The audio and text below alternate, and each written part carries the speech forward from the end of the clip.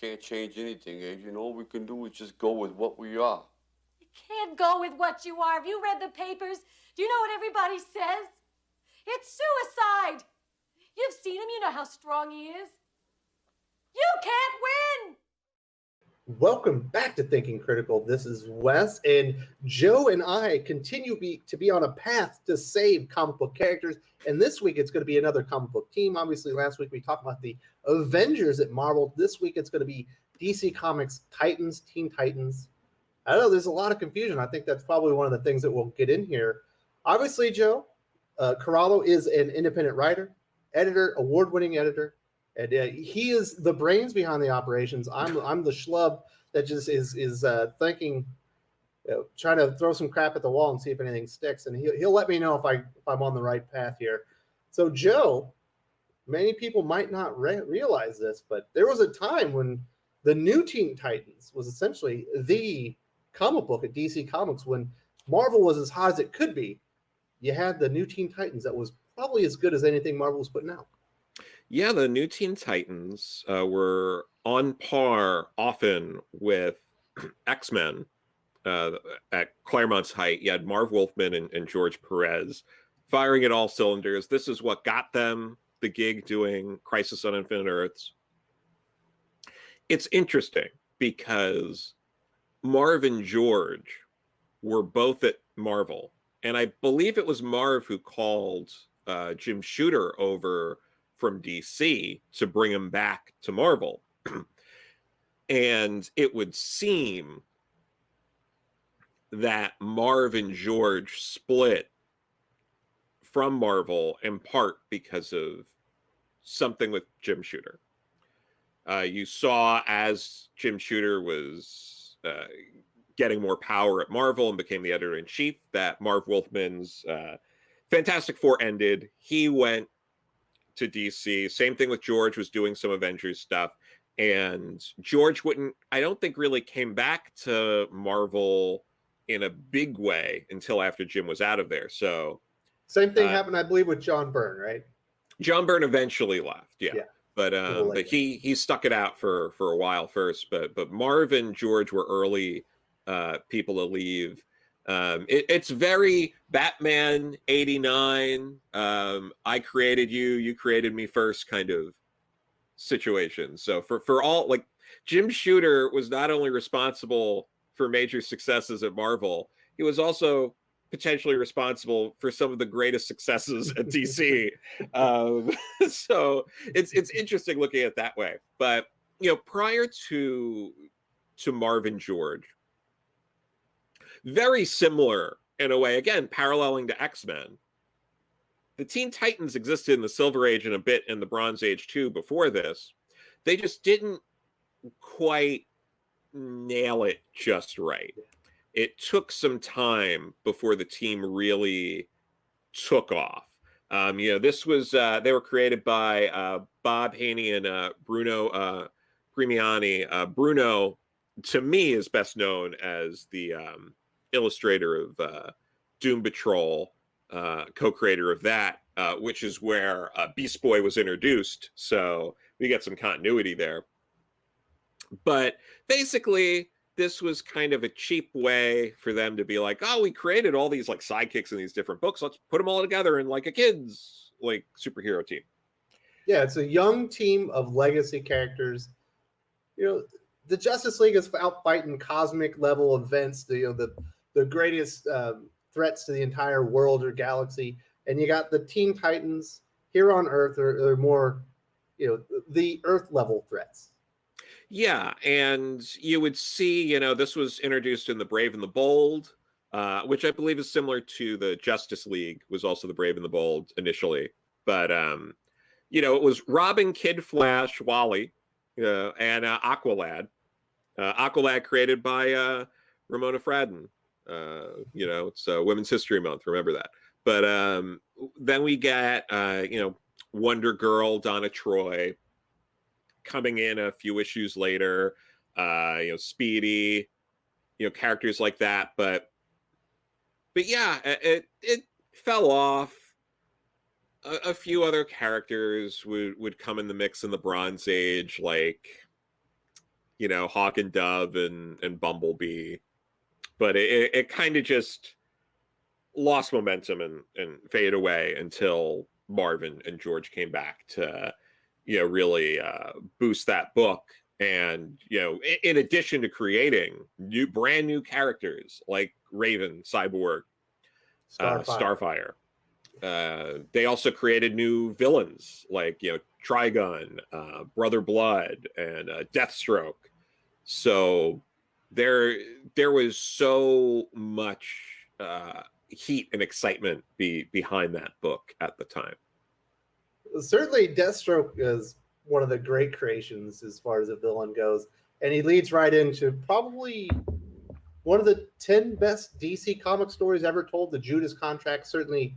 Marv Wolfman, George Perez at their finest. It's one of the everlasting stories. It's always probably going to be in print. One of the best comic stories I've ever read. Just a wonderful story. We also get, I think Rose Wilson is introduced there, and I think Jericho, one of the oddest costume heroes I've ever seen in my life. Yeah, we know. We get Jericho. We get Nightwing is introduced around that storyline with the collar. Oh yeah, no, I love that collar. It's great. Wally West leads the team. Yeah, because he's concerned about, you know, his work-life balance. So really way ahead of his time in a lot of ways. But you know, Wally being one of the most relatable members of the Titans, we've talked about this before. You know, if you haven't checked out our Fixing Wally video, you can check that out because there's probably some overlap since Wally is a big important character here. But you know, things would wind down after a while. Marv stuck it out for a very long time, but you know, you'd eventually get sort of a revolving door of artists as George, you know, after Crisis, you know, he was what I would say him and John Byrne were probably the two biggest artists in the 80s, more or less. You know, there were John Romita Jr. and people like that, but I mean, George and Byrne were gigantic.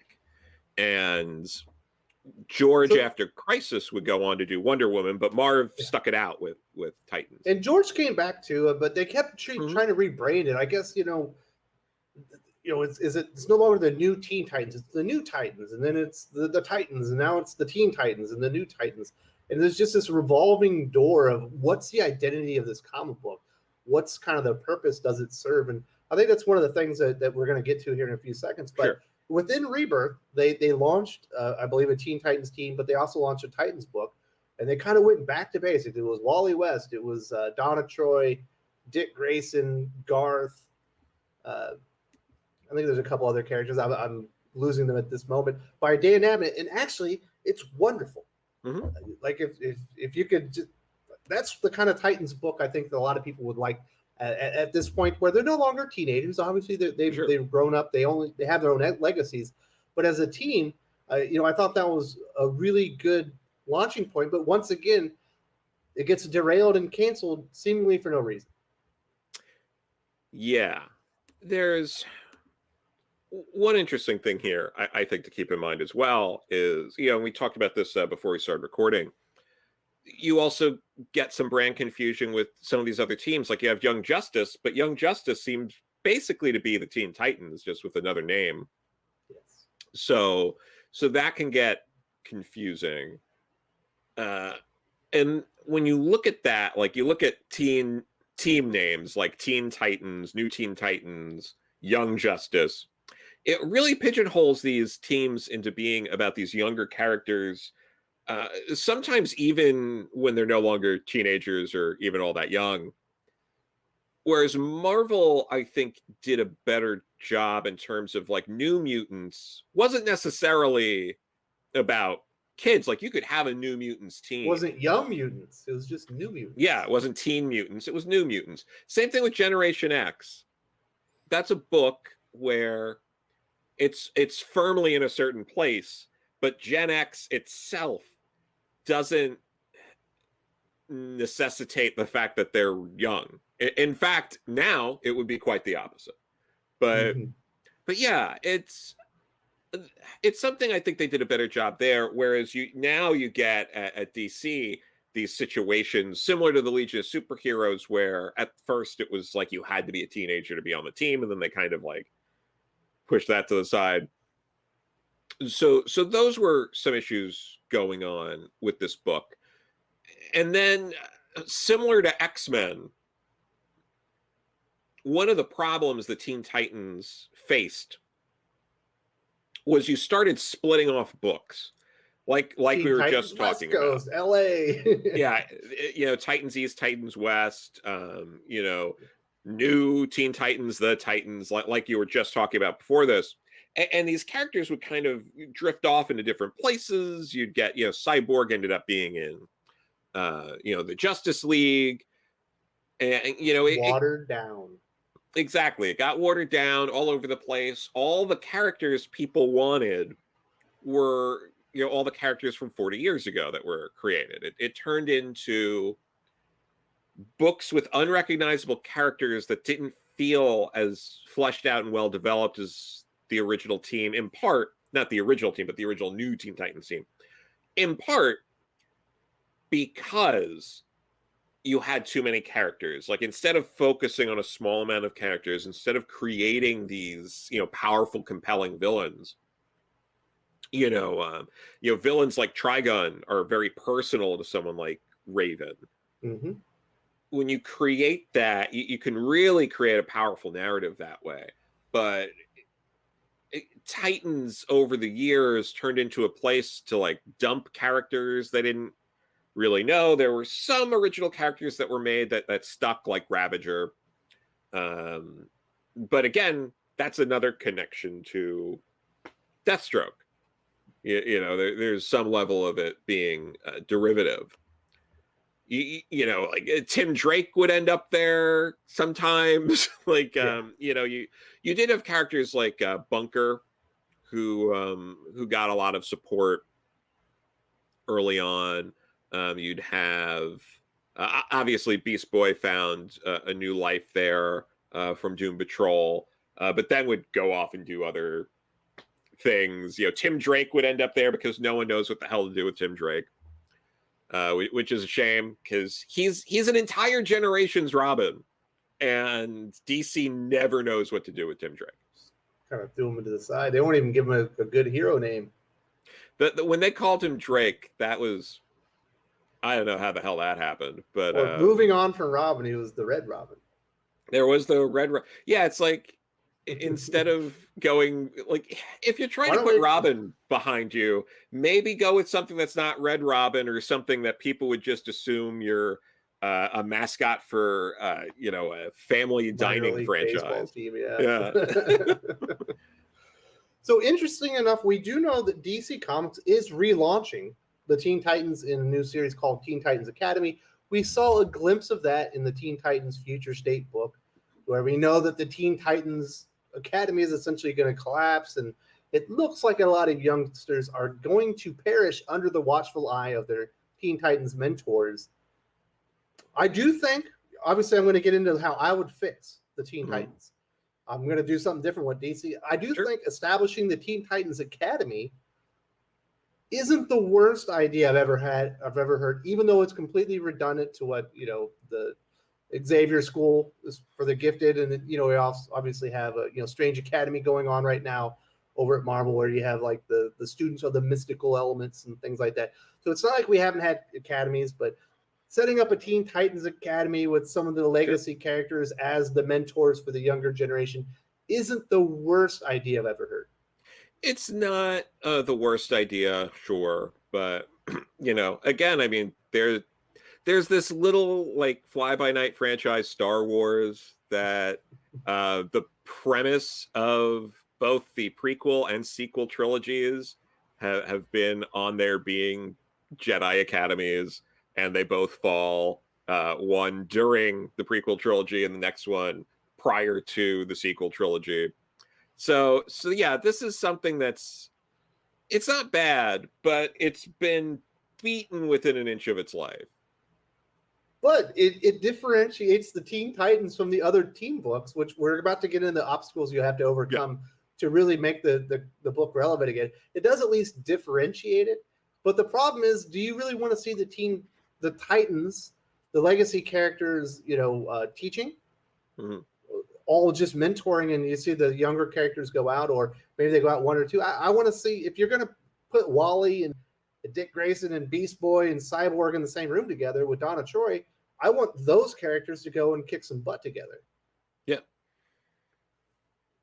And obviously they are introducing Red X. I think that has a lot of people very intrigued. I believe in the animated series, that was a persona of Dick Grayson at one time. Mm-hmm. Obviously, that's not going to be the way it is in the comics universe. So I think that's really the hook I think that they've used for Teen Titans Academy, rather than just the premise of the book, is that you're eventually going to find out the identity of who Red X is going to be. Yeah. No, for sure. But again, I'm not entirely sure how compelling that is either.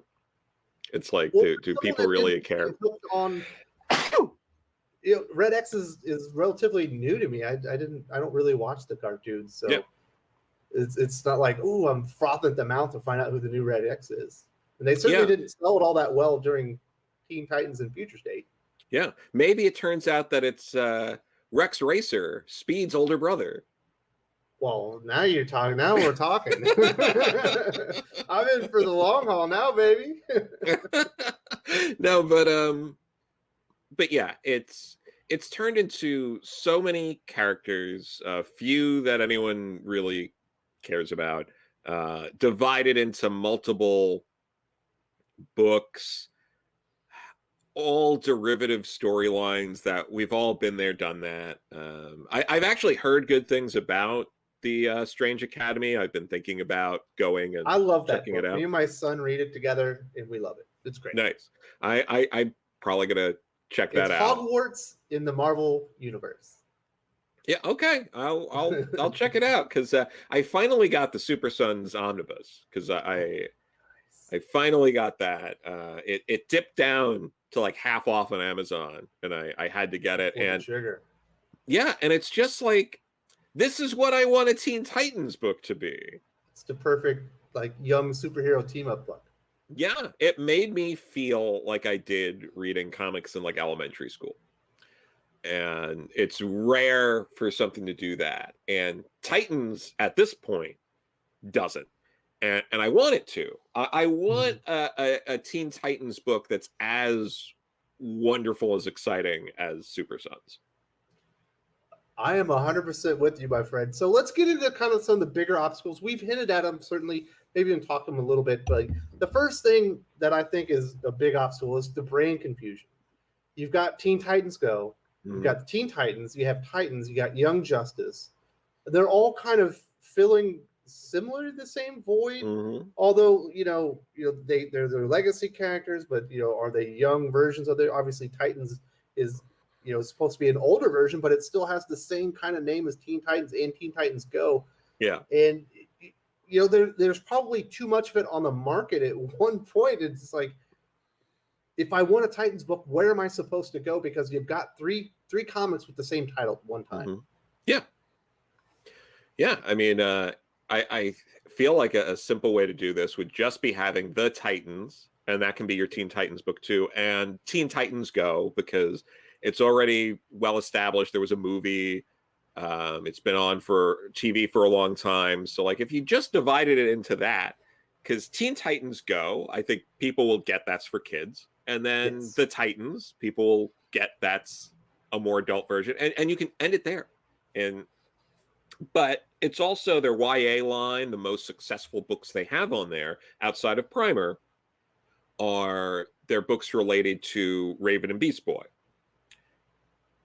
So I get that, but it's interesting, because to me that also signifies there is a demand for content with Raven and Beast Boy in it that's not being met in the monthly floppy market. Absolutely. I mean, when's the last time we saw? I mean, we did see Beast Boy as Psy-Beast in Future State, but other than that, he certainly wasn't. Was he even in the Titans? I don't think he was in that Titans book by Dan Abnett. So, yeah, where's he been? No You idea. So another obstacle I think you have to overcome with kind of getting the Titans right, and I think you're 100% correct. It shouldn't be the Teen Titans anymore. It's called the Titans if you can have Young Justice or Teen Titans Go for younger readers. There's a lot of redundant purposes besides, even outside of those four, there are so many teen books. What differentiates what the Titans' purpose is from the Justice League, from the Suicide Squad, from Justice League Dark, Legion of Superheroes, and DC Comics is like saturated with superhero team up books. Yeah. So you kind of gotta find something for the Titans to do. I think originally they were more like, I wouldn't call them a detective agency, but that's kind of what they felt like, right? They were just out there solving crimes. Yeah, it was interesting because they were dealing specifically with helping like kids a lot of times too, and they were fighting their own set of villains. Deathstroke at the time was uniquely a Teen Titans villain, so that really helped that they didn't just feel like a watered down superhero team where, often I feel like after the fact, Titans in a lot of these books felt like, oh, you're like the B or C team and you fight the B or C villains. Part of what made New Teen Titans a success was that's not how they handled it. And if you're going to be successful, I think you have to kind of go back to that. Yeah, you need to start establishing some stakes and some foes to get after. Now, the biggest obstacle, in my opinion, and we hit on a little bit, is it feels like a lot of times DC Comics borderline hates, maybe loathes legacy characters, depending on what point in time. When we think about the Titans series that Dan Abnett did, so Dick Grayson, he got shot in the head, he had amnesia, forgot who he was for almost 2 years. Wally West, the symbol of hope during DC Rebirth, becomes a mass murderer, is in prison, kills his friend Roy Harper, who was also a member of the Titans. He was in prison. So there's 3 members down. I think Donna Troy became one of the infected during the Year of the Villain story arc. So she became evil. And the last time I saw Garth Aqualad, I believe he was an alcoholic. I mean, he does drink like a fish. Apparently, he does drink like a fish. But, within a couple of years, they essentially laid waste to that entire lineup, including Dick Grayson, who's been in comics just as long as Batman, basically. Yeah.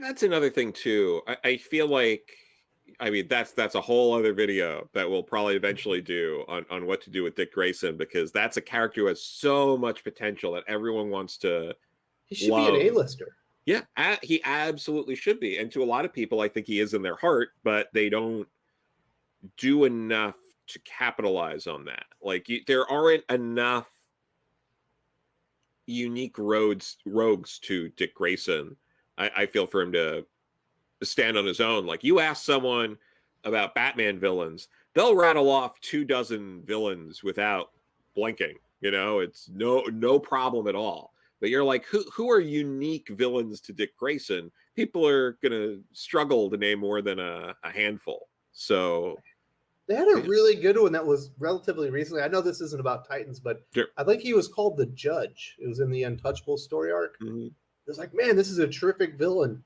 And then I've never seen him since. But he had this amazing 6-issue story arc within Nightwing. Man, this is great. This is the Nightwing that I want to read. Yeah. And then you never see the villain again, even though he was established and was cool. Yeah, no, that happens, but that's another problem with Titans. It's like name an incredible Titans villain that has ascended in a way like Deathstroke or Trigun or Brother Blood, or how they revamped Dr. Light and like some of these other characters. Since the new Teen Titans, there aren't too many. Is that because they really invested in them like they did with Marv and George? I think Dan Abnett's a clever creator, but maybe they didn't give him carte blanche to start creating and making new lore and new villains for them to fight. Yeah, I mean, he might not have gotten carte blanche. That's very possible. And Dan Abnett's a favorite creator of mine too. I really adore his stuff, and he might have also just been like, I'm not going to give you all my best ideas. because also he was working in the initial framework of Rebirth. Wally was a big part of that with the Dr. Manhattan stuff. So there are definitely things that he was having to stick in that Titans book. Oh, absolutely, Yeah. So I don't know.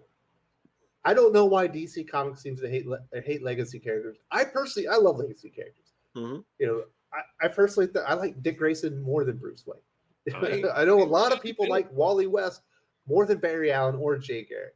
Absolutely. A lot of people like Kyle Rayner more than Hal Jordan and Alan Scott and some of the other creators. So I don't know why DC Comics thinks it has a legacy character problem. I think that they have a surplus of wonderful legacy characters that they should be utilizing more. But obviously, that's what we're here to solve. So this is how I personally would handle the Teen Titans. I would bring them more back to basics. Obviously, the Justice League are there for your cosmic level threats. Justice League Dark are there for your mystical kind of threats. Young Justice, Teen Titans Go is for your more teen level shenanigans, lower level powered creators. So, the Teen Titans, or not the Teen Titans, they are just going to be the Titans. They're going to be more, big level threats, but here on Earth, they don't quite rise to the level of Justice League. But it's all going to be about the team. And I'm going to bring in 2 mentors that are not going to be there all the time. They're going to be there to help out the team and provide assistance when necessary with Dick Grayson and Wally West. Dick Grayson's got his own thing going on in Bloodhaven. Obviously, Wally West, I guess, is now the Flash for the DC universe now that Barry Allen has joined Justice Incarnate. So they're going to be fully busy, but they can come out and help the team. And this is what my team's going to be. The leader is going to be Donna Troy. We're going to bring her back. She's a powerhouse character, has wonderful leadership traits, and has a long history with the team. Cyborg, who's been a leader, I believe, of the Justice League. He's going to be the tech guy. Certainly, he could be used as a Deus Ex Machina sometimes, but he's a very powerful character. He provides you the tech aspect. We're going to bring Aqualad, Jackson Hyde, for maritime operations. I like Jackson Hyde in the fact that his lineage, I believe, is Black Manta. He's a bit of a wild card. Not always playing by the book. I like having those rogue elements, kind of on your team. For our speedster, we're going to go and bring Bart Allen on the team. Obviously, last time we saw him was Young Justice. I love Bart Allen as a character, as Impulse. I think he's fantastic. One of my favorite characters. We need a powerhouse also. Besides just a leader, we're going to bring in Damage, who was awesome under Robert Venditti under the New Age of Heroes. Obviously, he's kind of like DC's version of Hulk, but he's got a clock on him. Once he turns into Damage, I believe he has 1 hour to get the job done, and then he reverts to himself, and he can't become a hero again for I think it's 23 hours. And then we need some flight. We need a little law enforcement on the team. They're doing nothing with Jessica Cruz. I think Jessica Cruz is a wonderful Green Lantern character that has not been fully explored. So that would kind of be my team. I think that would be a nice team dynamic. There's enough conflict within the team. There's going to be some good team dynamics, and there'll be some loosely affiliated characters. Barbara Gordon as Oracle maybe will come in and provide some insight from time to time. Roy Harper, since he's wanting to lay low, maybe he'll help out every once in a while. And also another character from the New Age of Heroes, Silencer, will come over and help every once in a while, but not be a full-fledged member of the team. Is that a team that can work?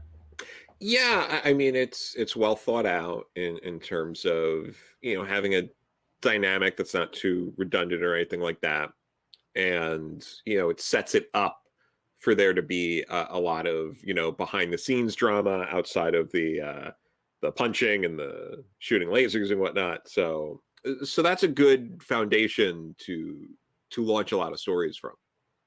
All right. So then what I think is important, and you got into it, I was like, I think they need to have a villain team. You're not going to have the Legion of Doom or anything, but let's try and bring back an old name. The Terror Titans will be the yin to the yang of the Titans. We'll bring back Clock King. I think originally he was the leader of the the Terror Titans. Sure. Rose Wilson obviously has a lineage to Deathstroke, the most famous Titans villain of all time. We'll bring in Cheshire, Gizmo. They need a tech guy too. Inertia, the evil version of Bart Allen. I believe it's his clone. So they have some history together, and also Braille, little used evil Amazon character that could definitely be an equal foe, if not even greater than Donna Troy, just to establish some villains and maybe build them up and do it over time. We will establish that the Terror Titans are there, and over the course of a year or two, they will be continuously encountering each other before you finally get that big main event moment where they go at it toe to toe.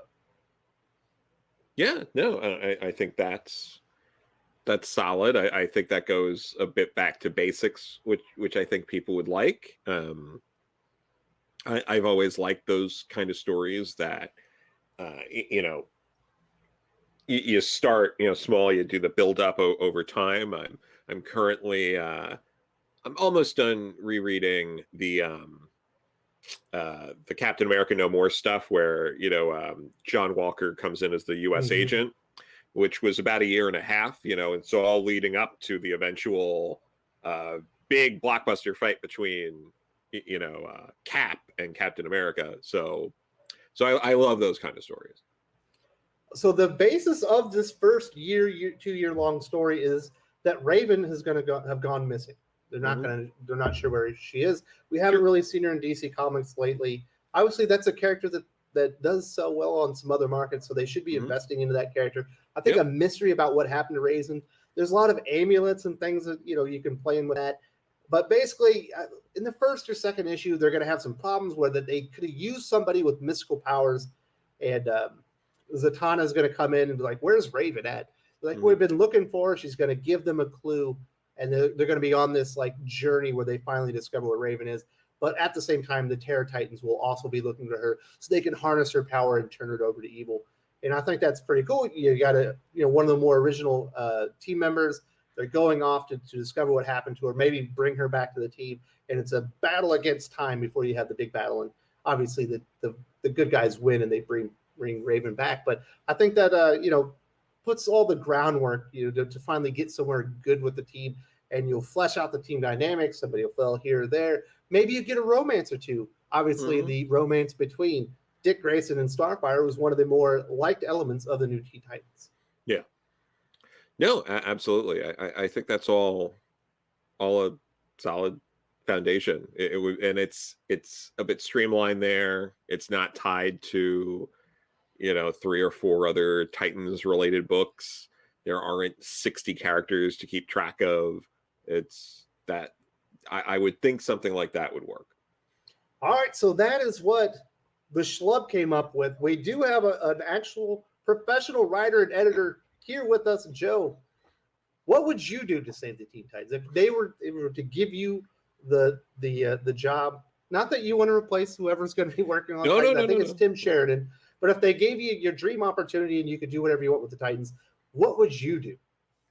I think an interesting storyline to just start, with a brand new number 1 or whatever it is and go from there is mostly creating a new team. So just having, a couple of the younger characters as mainstays and stuff like that. Like maybe a Bart Allen or someone like that, because Impulse is great. But, you have a couple of those characters, mostly new characters, and then you have an original Titan as kind of the person who is guiding the team.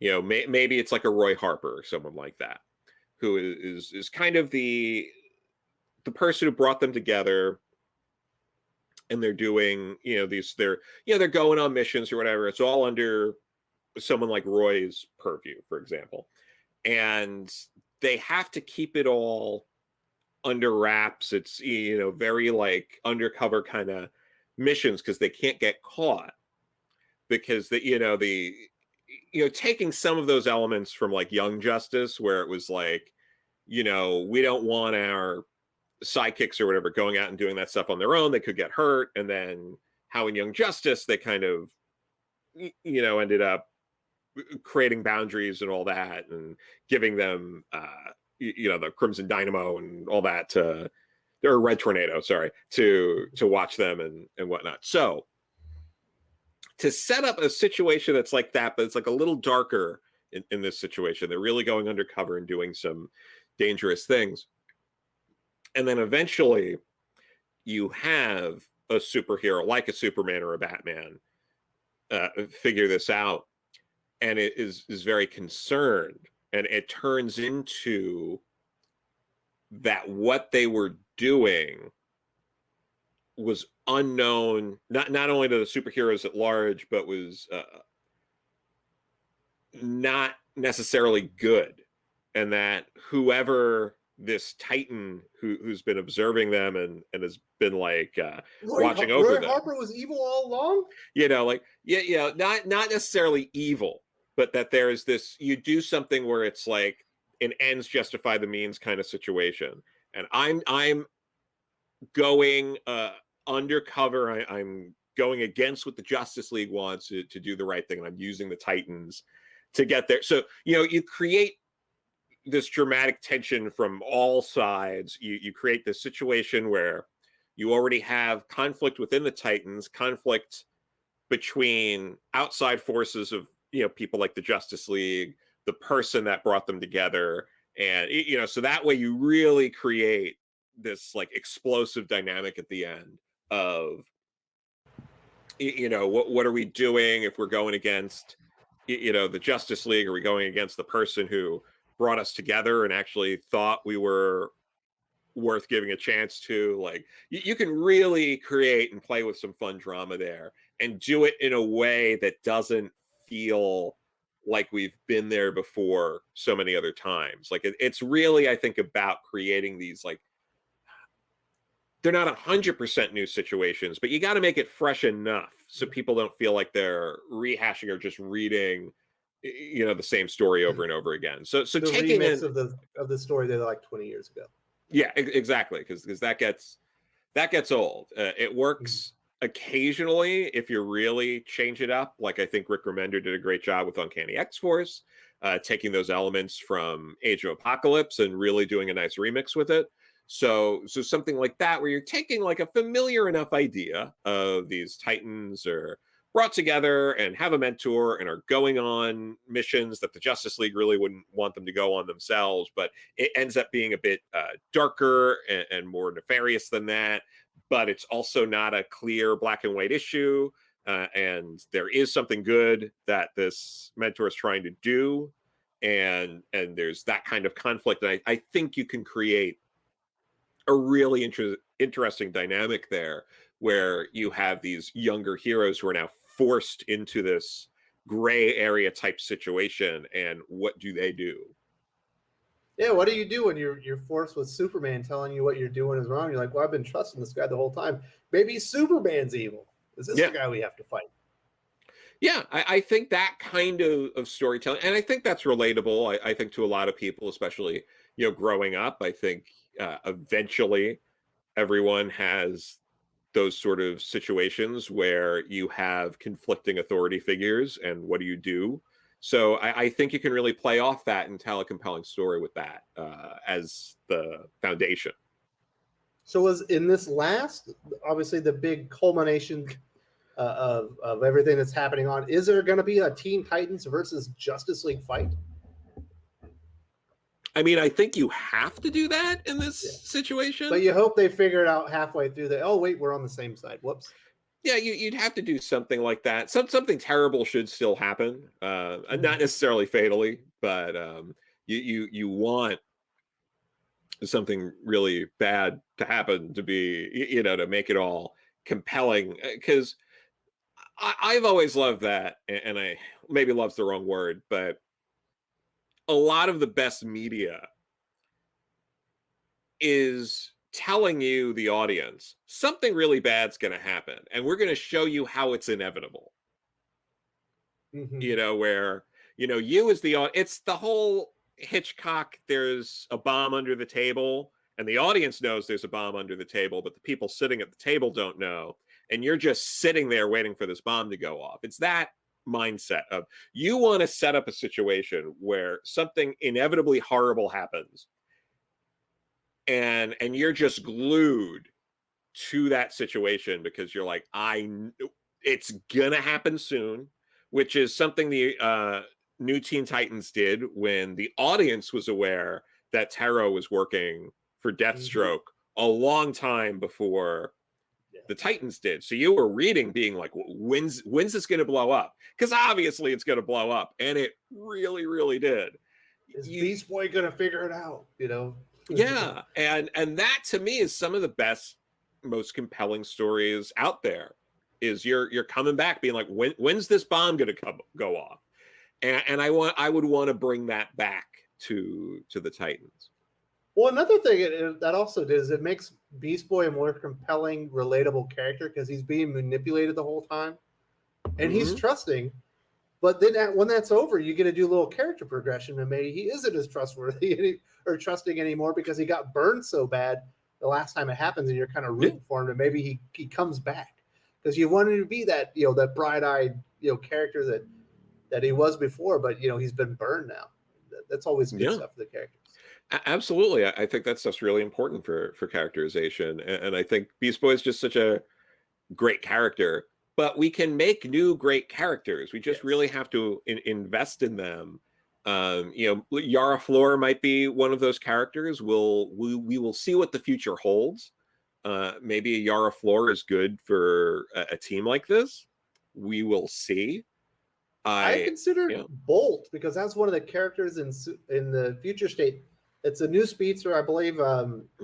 They have like they're handicapped. They have those like blade legs on them. Yeah. I thought that character was cool because they hinted at like this really dark backstory that she's had to overcome. But I think that character is already in Suicide Squad, so I guess I can't use that one. But I'm with you. There's some new stuff that they introduced in Future State that I hope they just don't leave the characters there to wither away. Yeah, sure. And maybe Jess Chambers is good for something like this. I don't know how old Jess Chambers is the problem. They seem young, but I don't know if they're Teen Titans young or Titans in this case. But there are plenty of characters to have fun and play around with. But either making new characters or using little known characters where you can really flesh them out and give them some depth, I think is really important. And people weren't gigantic fans of Raven, Starfire, and Cyborg from issue 1 of the new Teen Titans. It took time. There needs to be this investment in new characters or developing underused characters, because ultimately, as much as people say they love characters and they buy things for characters, a lot of people really buy them for the stories, or the way they became fans of those characters is because they were in a really good story. And I think it would be good to get back to some of that. I'm personally of the mindset that there's enough characters out there that aren't being used, like your Jessica Cruz, like your Simon Baz, like we've got these Bart Allen's out there, Damage is out there, Silences are out there. There's all these cool, compelling characters, and they're doing nothing with them. Stop creating new characters, create new villains, because we don't have enough villains. We don't. We have enough heroes. Yeah, I would love some new, compelling, interesting villains. Remixes of some of the older villains too. There are plenty of villains that were used once or twice that you could dive back into the Golden through Bronze Ages, and there are some interesting one-offs you could pull from and revamp and do interesting things with. But yeah, do something interesting, compelling, add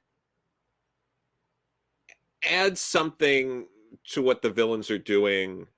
Everyone likes the villains that are just trying to rob a bank or a museum or something like that, and those are good for one-off stories, but really put the investment in to have a couple more really deep, cerebral kind of villains with personal ties to the heroes, so that way we really feel the stakes. The stakes don't have to be the end of the universe if this character was like, the person that, killed their parents or something like that. Like you can do it.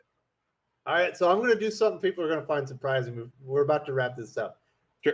I'm not the biggest fan of Tom King, but that is something that he has done, or certainly did do, during his time on Batman and some of his other work. Like he went out there and he definitely dedicated some time to Kite Man, a silly villain. He made him a compelling character The payoff, I wasn't the biggest fan of, but he put the time in there and he did something with the character that had been little used.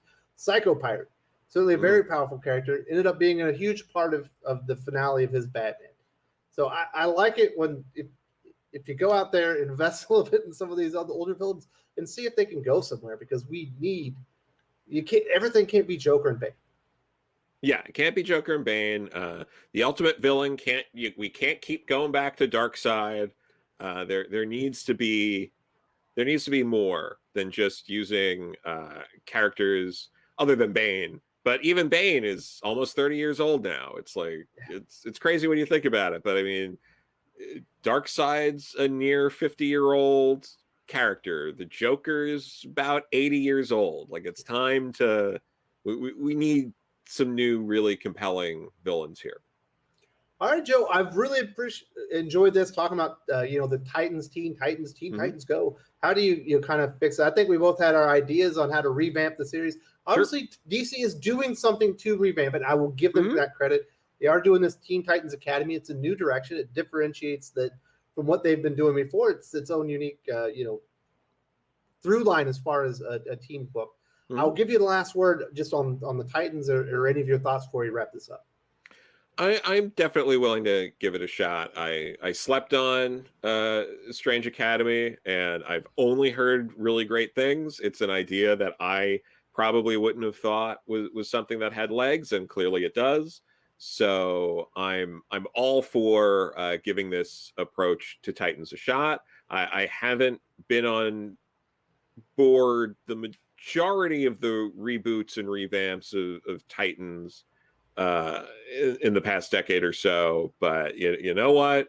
I'm here for it, and let's see what they do.